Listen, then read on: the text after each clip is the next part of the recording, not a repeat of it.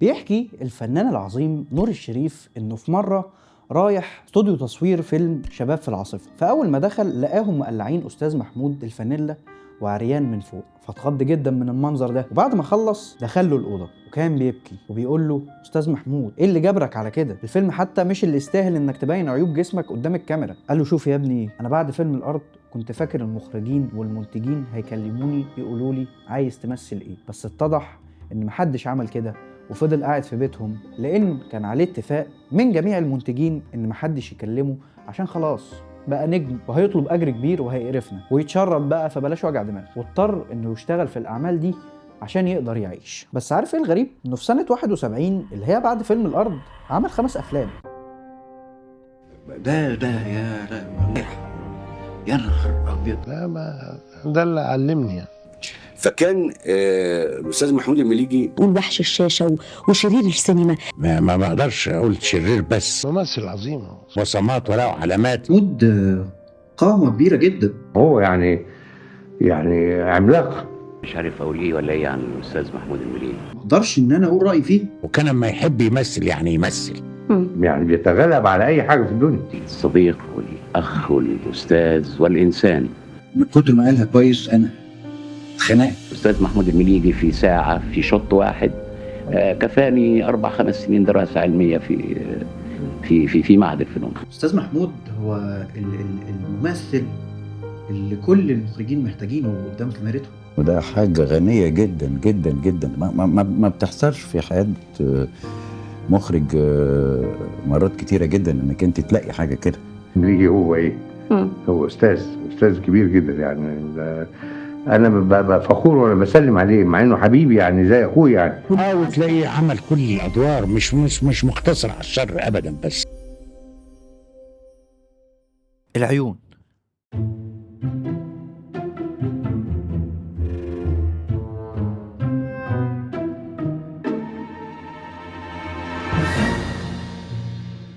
الأداء الأهم سينمائيا وتمثيليا، الأصدق في التعبير، الأقوى في التأثير، والأصعب في الاستخدام، مع إنها تبدو بسيطة جدا ولكن قوتها غير محدودة. العيون ليها دور مهم جدا في التمثيل، وممكن تكون أقوى من الكلام أحيانا.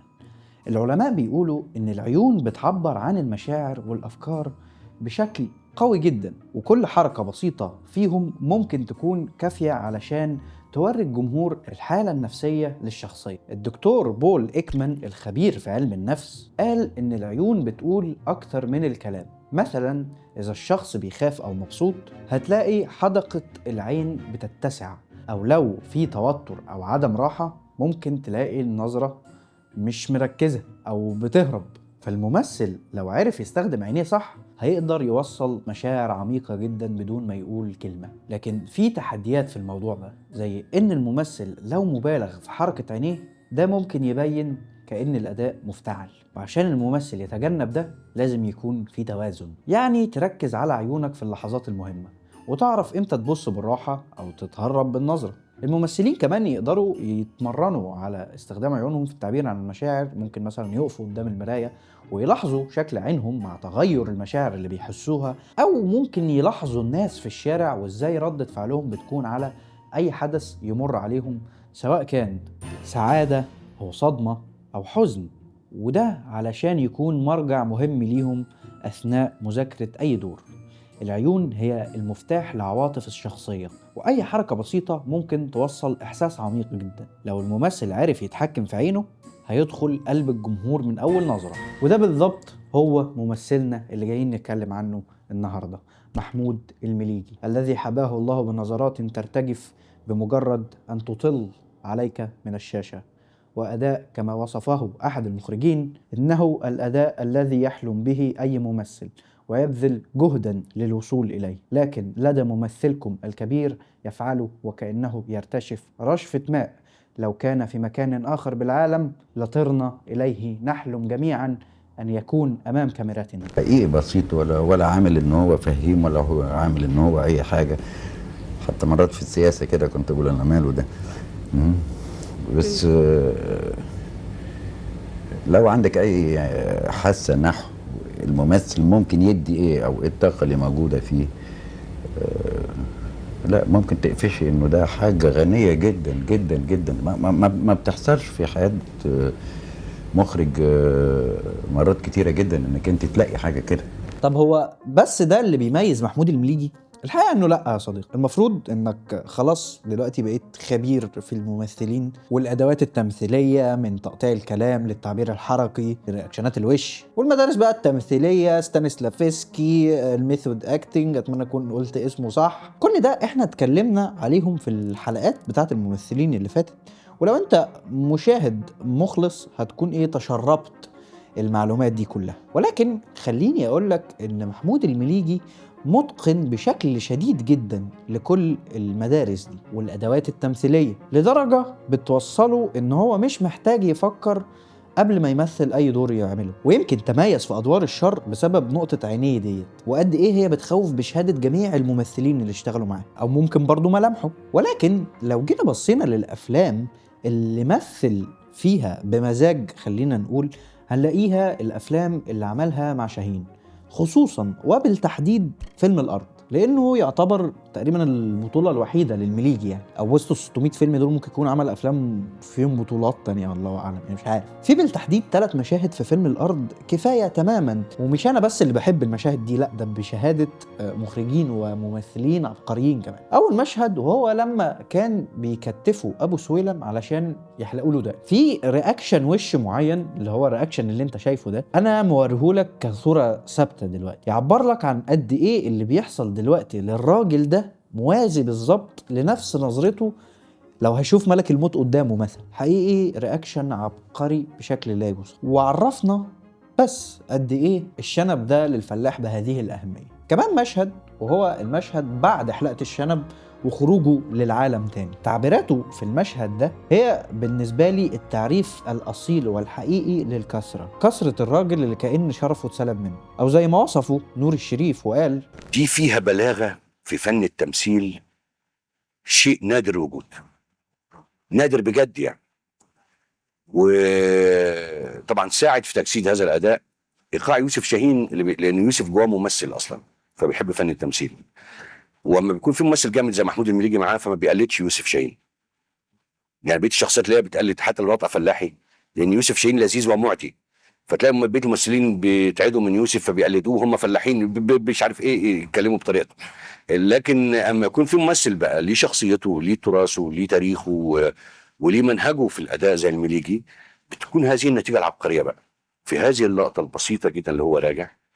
وكنت اتمنى ما اسمعش ولا صوت بعديها بصراحه، لان اي اداء لاي ممثل بعد في اللقطه دي كان اقل من الشحنه الوجدانيه اللي ولدها المليجي عن ان شرف راجل انهار، لان الشنب عند الفلاح ده هو شرفه كراجل، وكانه الارض اللي اغتصبوها. كمان المشهد اللي قال فيه يوسف شاهين انه عاده 17 مره في فيلم الارض، وكل مره اداله نفس الاداء بالملي. كمان المشهد الاخير في فيلم الارض واصراره على ان هو اللي يصور المشهد مش دوبلير. كل الكلام ده والاداء ده ما يطلعش غير من حد فعلا مخلص ومحب للفن بشكل مجنون. شوف كمان اشهر مشهد له في الارض: مات مننا اولاد، انما كنا رجاله ووقفنا وقفه رجاله. مفيش كلام، لعبه حلوه وانا احب اشجع اللعبه الحلوه، بس لا بعيدا عن الهزار، فالمشهد ده بالتحديد هو عبقري تمثيليا لعده حاجات الناس مش واخده بالها منه. ان المليجي في المشهد ده اعتمد على الانفعال بالملامح بس وليس بالجسد، يعني هتلاقي حركات ايده خفيفه وبسيطه جدا، كمان حركته في المشهد ذات نفسها قليله. وده لو ممثل غيره وبيلقي مونولوج بالاهميه دي في الفيلم كنت هتجد كميه من الافواره غير طبيعيه، بس ده عشان المليجي فطلع معاه بالشكل ده. لما كانت حياتنا متعلقه في شعره وبيننا وبين الموت خطوه واحده ما خفناش. بحتى كمان انفعالات وشه ما كانش بيستخدمها لاخرها غير في بعض الجمل. هجمنا بصدورنا، حاربنا عدونا، ليه؟ لاننا كنا رجاله وكنا واقفين وقفه رجاله. المشهد بدأ ادائيا واطي الايقاع، وبعد كده بدأ يتصاعد، وكان في بعض اللحظات تبهرك وبس. كمان مشهده في اسكندريه ليه مونولوج برضه وبنفس الكيفيه. زمن يبرروا فيه انهم يرموا البومب على دماغ ناس مالهمش دعوه بالحرب خالص وعايزنا نكسبها. زمن بتتشوي فيه الناس في الافران عشان لون جلدها احمر ولا اسمر ولا عينيها مسبسبه. وعايز نكسبها. انت قدامك انفعالات وجه بتمثل قدامك، وممثل متمكن من اللي بيعمله، ولا بيأفور ولا واقع في الإيقاع فيزهقك. ممثل عارف يوازن بجد بين امتى ينفعل بشكل مبالغ بوشه وامتى تكون ملامحه ثابتة، وعارف كويس جدا ازاي يقطع جملته صح. كذلك جملته الأخيرة في اسكندرية ليه. هشاور لك بالجامد كده عشان تعرف. انا هشاور لك بالجامد كده عشان تعرفني. يقول يوسف شاهين ان من كتر ما قالها حلو اتخنق ورا الكاميرا. من كتر ما قالها كويس انا اتخنقت. كل الامثله دي وكل الكلام اللي قلته ده لا ينم سوى عن ممثل عبقري شغوف وبيحب التمثيل بشكل كبير، وفعلا موهوب لاقصى درجه ممكن تتخيلها. بس استنى كده، المليجي عمل 500 فيلم وانت ما تعرفلوش تقريبا غير 10. في الحقيقه صديقي الحلقه دي هتاخد منحنى مختلف تماما غير اللي بناخده في أغلبية حلقاتنا، وهنتعرف فيه على جانب في عالم التمثيل يمكن مش ناس كتير تعرفه. ولو انت ممثل أو نفسك تبقى ممثل فالكلام ده مهم جدا لمشوارك. أنا زيك كده بالظبط، لقيت أستاذنا عامل بتاع 600 فيلم ومش عارف كم منهم إذاعيات وكم منهم تلفزيون، وجيت أفرز 600 لقيت منهم بتاع 30 مثلا اللي ممكن يكونوا معلقين في ذاكرة الناس، ودي نسبة ضئيلة جدا جدا. فليه كل الشغل ده يا أستاذنا؟ وفي الحقيقة احنا أمام أكبر خطأ ممكن يقع فيه أي ممثل في الدنيا، وخلينا نفتتح الكلام في الموضوع برأي العظيم نور الشريف. كنت بعشق وما زلت محمود المليجي، وده ممثل في رأيي نادر الوجود، بس في جانب سيء اللي هو الاحتراف أبو زراير. يعني الاحتراف أبو زراير، أو خلينا نقول ضعف إدارة الأعمال كممثل. للأسف يا صديقي محمود المليجي كان أسوأ شخص يدير أعماله بالرغم من موهبته الفذة، إلى أنه كان موهوب ولكن بلا وعي. يعني إيه الكلام ده؟ يعني أي حاجة كانت بتتعرض عليه كان بيوافق، literally كل حاجة. من الآخر ما كانش عنده شخصية ولا رفاهية النجم اللي يقدر يرفض بكل أريحية الدور اللي جاي له ويقبل بس اللي هو عايز يمثله. طب ده نبع من إيه؟ في الحقيقة عوامل كتير جدا، منها عقليته. هو كان شايف إن الممثل أو الفنان بالرغم من أهمية المهنة بس هو ملقن، ملوش دخل في النص اللي بيعمله، هو جاي ينفذه بس. ما انا لو كنت خلاق كنت قلت اقعد على كرسي وانظم، انما انا مش منظم، انا مؤدي. المؤدي بيأدي في حدود العمل الموجه له، انما علشان اقول لازم تعمله الاقي 80,000 واحد يقولوا دي مش شغلتك. وده طبعا قلل من نظرة المنتجين له، وكتير منهم كانوا بيضحكوا عليه في الأجر. وكان مشهور دايما انه طيب لدرجة انه لو خد عربون مثلا وما خدش باقي اجره ما يعرفش يطالب بباقي الفلوس بتاعته، بيتكسف. انت فاهم؟ وكان يتضايق جدا لما مراته السيدة علوية جميل لما كانت تروح وتطلب الفلوس دي من المنتجين اللي مأخرين عليه الفلوس بتاعته، وكان يتخانق معاها ساعتها. فكل العوامل دي خلت يبقى فيه نوع من انواع وجهة النظر الجماعية تتكون حواليه، انه والله ممثل كويس ولكن مش ده النجم الاوحد للفيلم بتاعي. حتى وزي ما قلت لك لو تفتكر له ادوار بارزة مثلا غير بتاعت شاهين هتلاقي انه لا، مش هتفتكر اي حاجة، مع انه وارد جدا يكون عمل افلام فيها هو البطل بس، زي مثلا فيلم انهم يسرقون عمري، اكتشفت ان هو بطولته اصلا، فاهمني؟ لكن حد منكم يعرف الفيلم ده؟ لا طبعا. العامل التاني بقى والاهم انه كان عنده هاجس الفقر، او انه يموت مفلس، لان تقريبا نسبة كبيرة من الجيل اللي عايش معاه مات محلتوش اللضا وكلهم قدام عينه، فكان بيكثف الشغل بتاعه بشكل مهول. 5 أفلام في السنة، 6 أفلام في السنة، دور 5 دقايق هات، مشهد واحد هات، ضيف شرف يلا بينا. كل ما لذ وطاب ولم يلذ ولم يطيب كان بيقبل كله بسبب خوفه الشديد من الفلس، وده كان سبب برضو من الأسباب اللي خليته يوصل للمرحلة اللي أنا بكلمك فيها دي. 500 فيلم لكن المضمون قد كده. تعال يا سيدي محمود قال لي انا ما بحبش التحدي. قلت له يعني ايه تحدي؟ قال لي اعمل كمان مره، مالك انت قاعد بتشخط بالعيال ايه يعني؟ قلت له بس انا اتبسطت جدا يا محمود، انت عارف انه اللي حملكم تصوري عملناها 7 مرات بالملي. يعني ازاي انسان زي ده ما يعني يخش في وجدانك تماما، ده يعني بيبقى احلى حته فيا. مش انا لسه مستشهد لك بالمشهد ده على انه مشهد عظيم صح؟ الحقيقه بقى والبلوت تويست ان اللي عمله في المشهد ده مش عبقريه. هتقول لي انت مجنون يا عم انت بقى. هقول لك ما هو بالعقل كده. المريجي رضع مسرح بجانب الكذا دور اللي عملهم، بجانب النحتات، بجانب كل ده. فاللي عمله في المشهد ده هو اسهل حاجه ممكن يعملها اصلا، وممكن اي ممثل في نفس الموضع متمرس ومجرب واشتغل بهذا القدر يعملها عادي. وانا مش عارف ده عيب ولا ميزه، بس هي جزء منها كده وجزء منها كده. لان لو هتبص على الجانب الكويس فالممثل ده هيقدم معاك في اي حاجه، مش محتاج اصلا يذاكر الشخصيه قبلها، لو جبته قبلها بيوم هيودي معاك في اللي انت عايزه. ودي حرفيه ومهاره شديده زي ما قال يوسف شاهين.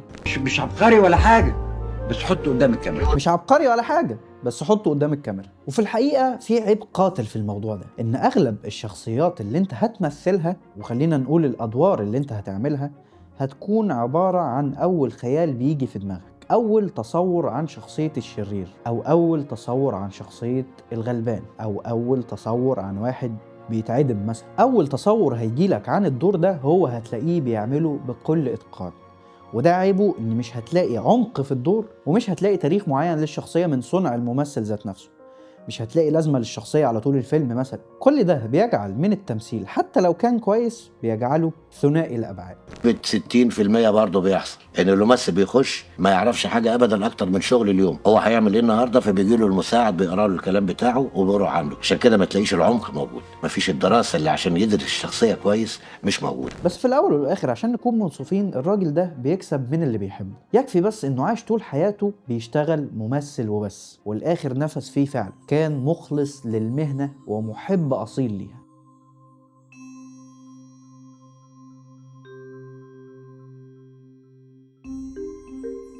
محمود المليجي هو ممثل مصري عظيم جدا. يعني بص صديقي الانسان على دوره في فيلم الارض، مين يقدر يعمل زيه غير دورك وانت بتمثل انك على مهراب. محمود المليجي يا اخويا هو التجسيد الحرفي لكلمه ممثل. يعني انت ما تقدرش انك تعد احسن من ممثلين في تاريخ مصر من غيره. فهتلاقي عندك عادل امام، احمد زكي، واكيد محمود المليجي. فتعالى بقى يا اسطى احكي لك ايه اللي حصل يا محمود المليجي. الكائن المليجي نشط طوال العام ويتغذى على أدوار الشر. اتكلمنا في الحلقات اللي فاتت مع نجوم كتير جدا، ولكن النهاردة حلقتنا مميزة بسبب الضيف اللي معانا النهاردة. واحد الناس كلها أشادت بموهبته، من المخرجين لنجوم كتير مثلوا قصاده. وفي الحقيقة النهاردة معانا ضيفي أستاذ محمود المليجي. أستاذ محمود ازاي حضرتك؟ ازيك يا خالد، الاخبار؟ وعشان نقدر نحكم الحكم الصواب على المليجي لازم نبص على طفولته. محمود المليجي ابن حي المغربلين اللي طبع في موهبته كتير. عشان كده يا أستاذ محمود كنت عايزك تشرح لي ازاي أثر عليك الحي الشعبي. تلاقي الصورة الفنية الكاملة، تلاقي النفاثين، تلاقي بتوع الشنط، تلاقي اللي بيعملوا القيمة، كل دي حرف فنية بيعملوها ناس فنانين. تلاقي الأخلاق العالية، الناس اللي بتسأل على بعض، اللي بتطلع على بعض. المليجي اتأثر بشخصيات الحي، شخصيات زي فتوة المغربلين ساعتها، عزيزة الفحلة واللي كانت ست قوية بحق وحقيقي، كانت بتنصر الضعيف وتساعد المحتاج. عزيزة الفحلة ثابت في ذاكرة المليجي كتير، خلته بعد كده لما يجي يلعب أدوار الفتوة يبقى متمكن منها، وكان دايما بيذكرها في لقاءاته. ما هو بطبيعة الحال الممثل بيجيب من خزان ذكرياته زي ما اتكلمنا قبل كده، وده اللي استفاد منه محمود المليجي اللي اتأثر بأهل حيه كلهم. وحتى لما دخل الخديوية الثانوية ولف في الفنون المختلفة، حاول يغني بس عبد الوهاب قال له صوتك وحش، حاول يعزف على الكمان وفعلا قدر انه يوصل لفرقة بديع مصابني ويعمل هناك اختبار، بس بسبب التوتر قطع اوتار الكمان واتجه بعدها للملاكمة وفشل فيها برضه. فقرر انه يرجع المسرح اللي كان على وشك انه يسيبه عشان أستاذ عزيز عيد، واللي كان أحد المؤثرات الكبيرة جدا في حياته، كان بيضغط عليه بشكل كبير. كان كل شوية يقول له أنت ما بتعرفش تمثل، عشان في مرة يبعد عن الفريق ويروح على جنب وتبدأ دموعه تنزل. فيجي أحد زملائه ويقول له إنه بيعنفه عشان هو شايفه ممثل رائع وقدير. وفي احد المسرحيات اللي كان بيعملها شافته الفنانه الكبيره فاطمه رشدي، واللي قررت انها تضيفه لفرقتها المسرحيه. ومش بس كده، خلته يطلع في اول فيلم سينما له وهو الزواج سنه 33، واللي فشل ذريع ومش موجود اصلا دلوقتي. وده خلى مسيره المليجي تتاخر، ويرجع المليجي يشتغل ملقن في فرقه رمسيس اللي انهى فيها استاذه عزيز عيد مشواره الفني. وهناك يدرك يوسف وهبي اهميه موهبه كبيره زي المليجي، ويقرر انه يسند له ادوار في المسرحيات بالتدريج. يوسف وهبي ساعتها اللي هو كان رئيس فرقه رمسيس، وبعد كده معاه في السينما عشان ينطلق المليجي في رحله رائعه ومميزه مع ادوار متنوعه. حرفيا هو بدا مع السينما، يعني لقيت السينما عندنا، حتى كان طالع في اول فيلم طويل في السينما المصريه، اتكلمنا عنه في حلقه السينما المصريه، الحلقه الاندر ريتد على اليوتيوب كله تقريبا. ايه رايك يا استاذ محمود بان الجمهور نصبك عميد الشر العربي؟ كل انسان في الدنيا اتخلق في شقين في نفسه، في شق شر وشق خير. اذا تغلب الخير عن الشر يبقى ده انسان خير، واذا تغلب الشر على الخير يبقى انسان شرير. اذا الانسان العموم يعني اللي بيأدي ده وده ممكن يخلي صفة من الصفتين تتغلب على التانية، مش في الحياة، في الشخصية اللي هو بيعملها يعني. بتتقسم مسيرة المليجي التمثيلية ل4 أقسام. مرحلة الشر الاضطراري، في المرحلة دي المليجي كان هو الشرير اللي قصاد يوسف وهبي. قدر المليجي انه يجسد الدور ده باقتدار، واللي خلاه يروح للمرحلة التانية، مرحلة الصراع الطبقي. لعب ادوار الغني المستبد والشرير اللي بيستغل الفقراء عشان يظبط مصلحته الشخصيه، والمرحله دي غالبا كانت مع انور وجدي. المرحله الثالثه مرحله صراع الفتوات. في المرحله الثالثه بقى دي هي اللي اشتهر بيها المليجي، الفتوه الطيب والفتوه الشرير، او تقدر تختصرها بانها مرحلته مع فريد شوقي، واللي كان محمود المليجي بيلطش فيها لفريد شوقي. المرحله الرابعه وهي ما بعد فيلم الارض، واللي خلت محمود المليجي من اهم الاسماء في التاريخ السينما المصريه. المرحله اللي قدر يوسف شاهين انه يطلع من المليجي افضل اداءاته التمثيليه. المليجي كان بيبهر الكل بطريقته في التمثيل. رجع المليجي تاني يلعب ادوار الخير، لدرجه انه في اسكندريه ليه فريد شوقي شرير والمليجي طيب. متخيل؟ محمود المليجي اشتغل في اعمال كتير جدا، اشتغل في اكتر من 750 عمل بين اعمال تلفزيونيه والسينما والمسرح. بس هو كان صرح قبل كده انه مش راضي عن اغلب اعماله، وده من وجهه نظري لسببين مهمين جدا. الاول انه شاف الجيل اللي قبله وهو اغلبه بيموت فقير، جيله اغلبه مات مش لاقي ياكل حرفيا. وقال انا في عزيز عيد مثال، كان بيحكي يوسف وهبي في احد لقاءاته يعني انه مره كان ماشي في الشارع فقابل واحد شكله تعبان جدا وهدومه مقطعه ودقنه طويله، فاهم اللي هو مجذوب القريه اللي بتلاقيه في الشارع ده. فقرب منه ولما بص له كويس كده لقى مين؟ لقى استاذ عزيز عيد العبقري اللي كان نفسه يرفع مستوى المسرح الدرامي، لكن حالته في الوقت ده كانت صعبه جدا. تخيل ان واحد من اهم رموز المسرح العربي عزيز عيد ينتهي نهايه زي دي. وكمان عزيز عيد هو استاذ محمود المليجي، واللي كان المليجي بيعتبره اب له. المليجي اتاثر بعزيز بشكل كبير جدا، عشان كده لما شاف نهايته قرر ان هو يشتغل عشان يلاقي ياكل، مش عشان يقدم حاجه مهمه. وبعدين كمان المليجي كان بيقبض اقل من اغلب نجوم عصره اصلا. محمود المليجي مثلا في فيلم الارض عمل مشاكل كتير جدا في الصحافه، عشان ساعتها الفنانه نجوى ابراهيم خدت فلوس اكتر منه في فيلم الارض، بالرغم ان هو بطل ودوره اكبر من دورها بكتير جدا. بس عشان استاذه نجوى ابراهيم كانت نجمه في الوقت ده، فكان لازم يعني تاخد الاجر بتاعها الكبير واكبر من محمود المليجي.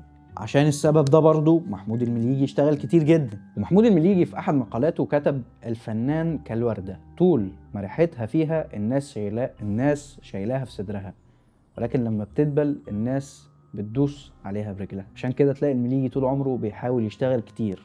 كل سنة تلاقي ان بعد فيلم الارض عمل 5 أفلام في سنة واحدة، بعديه 6. انتاج ضخم جدا. وهو مش استثناء على فكرة، كل ابناء جيله عملوا نفس الحوار تقريبا. يعني اسمه ايه، نور الشريف عامل برضو نفس عدد الافلام تقريبا. وده اللي يدل على انه بينفي فكرة ان الناس زمان كانت بتعمل الفن للفن، لا عادي كانوا بيشتغلوا عشان لقمة العيش، فتمام يعني. نرجع تاني للمليجي. المليجي كان له تلامذة كتير جدا، فانه على الرغم من موهبته الجباره الا ان عمره ما تكبر انه يعلم الاجيال الاصغر منه. اجيال كتير استفادت من المليجي في المسرح والسينما، توفيق الدقن بقى، محمد صبحي، عمر الشريف، اسماء كتير جدا استفادت من استاذيته على مدار سنين شغل طويله. محمود المليجي كان انسان بجد، وده بشهاده كل الناس اللي اتكلموا عنه، تلاميذه بقى وزوجاته عشان هو اتجوز كتير يعني، وزملائه والمخرجين اللي اشتغل معاهم. المليجي كان حالة إنسانية متفردة وممثل فريد من نوعه، قدر على مدار أكتر من 50 سنة إنه ينصب نفسه كواحد من أهم الممثلين في تاريخ مصر، ما كانش أهمهم يعني. ودلوقتي هنضطر ننهي حلقتنا مع الأستاذ الكبير والممثل العظيم محمود المليجي.